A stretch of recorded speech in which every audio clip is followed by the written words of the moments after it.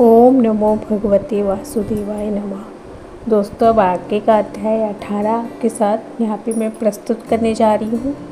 नारद जी बोले, हे तपोनिधे। उसके बाद साक्षात भगवान वाल्मीकि मुनि ने राजा धृणधनुआ को क्या कहा सो आप कहिए।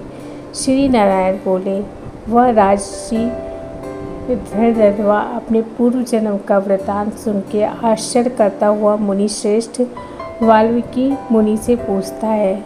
धृणधनुआ बोला, हे ब्राह्मण, आपके नवीन नवीन सुंदर अमृत के समान वचनों को बारंबार पान कर कभी मैं तृप्त नहीं हुआ, इसलिए पुनः उसके बाद का वृतांत कहिए। वाल्मीकि मुनि बोले, हे जगत्पते, इस प्रकार उस ब्राह्मण के विलाप करते समय गर्जना से दसों दिशाओं को गुंजित करता हुआ असमय में होने वाला मेघ आया।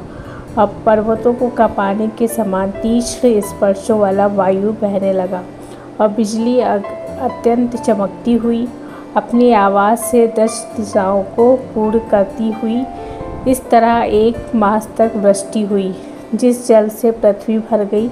परंतु पुत्र शोक रूप अग्नि के ताप से संतप्त वह ब्राह्मण कुछ भी नहीं जान सका, न तो जलपान किया और न ही भोजन ही किया। केवल हे पुत्र इस प्रकार कह के विलाप करते हुए ब्राह्मण का उस समय जो मास व्यतीत हुआ वह श्री कृष्ण चंद्र का प्रिय पुरुषोत्तम मास था। सो न जानते हुए भी उस ब्राह्मण को पुरुषोत्तम मास का सेवन हो गया। उस पुरुषोत्तम मास के सेवन से अत्यंत प्रसन्न नूतन मेघ के समान श्याम वर्ण वरमाला से भूषित हरि भगवान स्वयं प्रकट हुए। जगत के नाथ हरि भगवान के प्रकट होने पर मेघ समूह गायब हो गया। उस ब्राह्मण ने पुरुषोत्तम श्री कृष्ण चंद्र को देखा। दर्शन होने के साथ ही गोद में लिए हुए पुत्र के शरीर को जमीन पर रखकर स्त्री सहित ब्राह्मण श्री कृष्ण भगवान को दंडवत नमस्कार करता हुआ हाथ जोड़कर श्री कृष्ण भगवान के सामने खड़ा होकर श्री कृष्ण भगवान ही हमारे रक्षक हो ऐसा विचार करता हुआ भगवान श्री भी पुरुषोत्तम की सेवा से प्रसन्न हो अमृत की वृष्टि करने वाली अत्यंत मधुर वाणी से बोले। श्री हरि वो भगवान बोले, भो सुदेव, तुम धन्य हो। इस समय आप भाग्यवान हो। तुम्हारे भाग्य के वर्णन करने से त्रैलोक्य में कौन समर्थ है। हे वत्स, हे तपोधन, जो तुम्हारा होने वाला है उसको हम कहेंगे, तुम सुनो। हे ब्राह्मण, 12,000 वर्षों की आयु वाला पुत्र तुमको होगा। इसके बाद तुमको पुत्र से होने वाले सुख में संदेह नहीं है।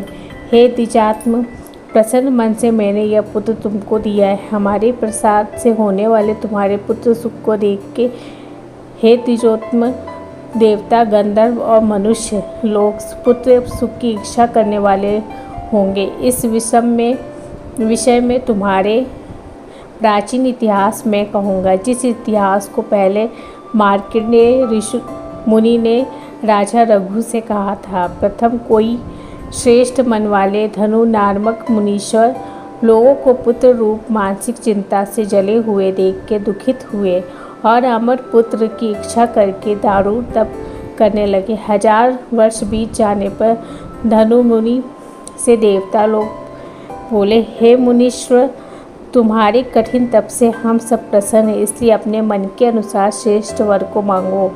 श्री नारायण बोले, देवताओं के अमृत तुल्य इस वचन को सुन के उन तपोधन धनु नामक मुनि ने बुद्धिमान और अमर पुत्र को मांगा। उस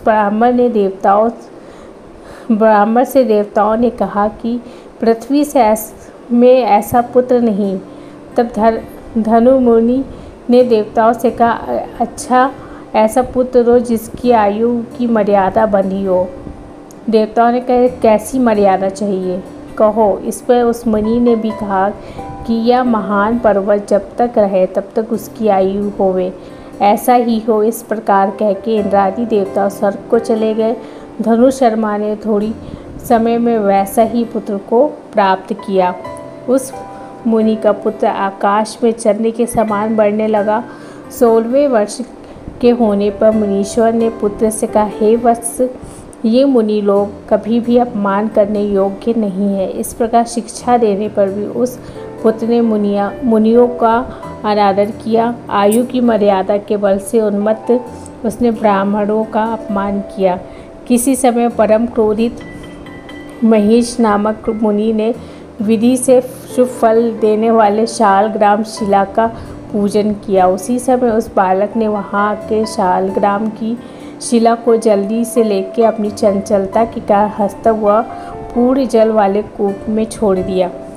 क्रोध से युक्त दूसरे काल रुद्र के समान महिष मुनि ने उस धनुर्मुनि के पुत्र को शाप दिया कि यह अभी मर जाए, परंतु उसे मृत्यु हुए ना देखकर मन में मृत्यु के कारण का ध्यान किया। देवताओं ने इस धनुर्मुनि के पुत्र को निमित्तायु वाला बनाया है। इस तरह चिंता करते हुए महिष मुनि ने लंबी सांस ली, जिससे कोई कोटि महिष पैदा हो गए और महिषों ने पर्वत का टुकड़ा टुकड़ा कर दिया। उसी समय मुनि का अत्यंत दुर्मद लड़का मर गया। धनुर्मुनि ने अत्यंत दुख से बार बार विलाप किया। बाद अनेक प्रकार विलाप कर पुत्र के शरीर को लेकर पुत्र के दुख से अत्यंत पीड़ित हो चिता की अग्नि में प्रवेश किया। इस प्रकार हठ से पुत्र प्राप्त करने वाले कहीं भी सुख को नहीं पाते हैं। हे तपोधन, गरुड़ जी ने यह जो पुत्र दिया है, इसमें संसार में तुम प्रशंसनीय पुत्रवान होंगे। हे अनक, मैंने प्रसन्न होकर पुरुषोत्तम के महात्म्य से इस पुत्र को चिरस्थायी किया है। यह तुमको सुख देने वाला है। पुत्र के साथ सर्वदा गृहस्थाश्रम के सुख के भोगने के बाद तुम ब्रह्मलोक को जाओगे। वहाँ उत्तम सुख देवताओं के वर्ष से 1000 वर्ष प्रयत्न भोग कर पृथ्वी पर आओगे। हे द्विजोत्तम, यहाँ तुम चक्रवर्ती राजा होगे। धीरधनुआ नाम से प्रसिद्ध तथा सेना सवारी से युक्त हो 10,000 से वर्ष प्रयत्न पृथ्वी के राजा का सुख भोगोगे। इंद्र के पद से अधिक अखंड बल और ऐश्वर्य होएगा। उस समय यह गौतमी स्त्री पटरानी होएगी। नित्य पति सेवा में तत्पर और कुर सुंदरी नाम वाली होगी। राजनीति विशारद तुमको 4 पुत्र होंगे और सुंदर मुख वाली महाभागा सुशीला नाम की कन्या होगी। महाभाग सुरों और असुरों को दुर्लभ संसार के सुखों को भोग के तुम संसार रूपी समुद्र के पार करने वाले विष्णु भगवान को जब भूल जाओगे, तब हे विप्र, उस समय वन में ये तुम्हारा पुत्र शोक पक्षी होकर वट वृक्ष के ऊपर बैठकर वैराग्य पैदा करने वाले श्लोक को बार बार पढ़ता हुआ तुमको इस प्रकार बोध कराएगा। शोक पक्षी के वचन को सुनकर दुखित मन होकर घर आओगे। संसार के विषय सुखों को छोड़ के चिंता रूपी समुद्र में मग्न हे भुसुर तुमको वाल्मीकि मुनि आकर ज्ञान कराएंगे। उनके वचन से निसंदेह हो शरीर को छोड़ के हरि भगवान के पद को दोनों स्त्री पुरुष तुम दोनों जाओगे, जो कि पद आवागमन से रहित कहा गया है। इस प्रकार महाविष्णु के कहने पर वह ब्राह्मण बालक उठ खड़ा हुआ। वे दोनों स्त्री पुरुष ब्राह्मण पुत्र को उठा हुआ देख के अत्यंत आनंदित हो गए। सब देवता लोग भी संतुष्ट होकर पुष्पों की वर्षा करने लगे। शुभदेव ने भी श्री हरि और माता पिता को प्रणाम किया। उस ब्राह्मण को पुत्र के साथ देख के गरुड़ जी भी अत्यंत प्रसन्न हुए।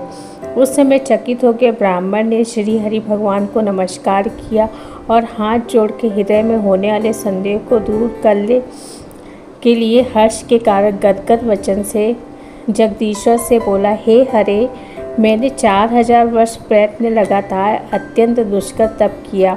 उस समय मेरे को आपने वहाँ आकर जो कठोर वचन कहा कि हे वत्स, हमने अच्छी तरह देखा है, इस समय तुमको निश्चय पुत्र नहीं है। हे हरे, उस वचन का उल्लंघन कर मेरे मृत पुत्र को जीवित करने का कारण क्या है, सो आप कहिए। दोस्तों, ये था 18 अध्याय। अब आगे की कथा लेकर प्रस्तुत करूँगी अगले अध्याय में। तब तक के लिए ओम नमो भगवते वासुदेवाय नमः।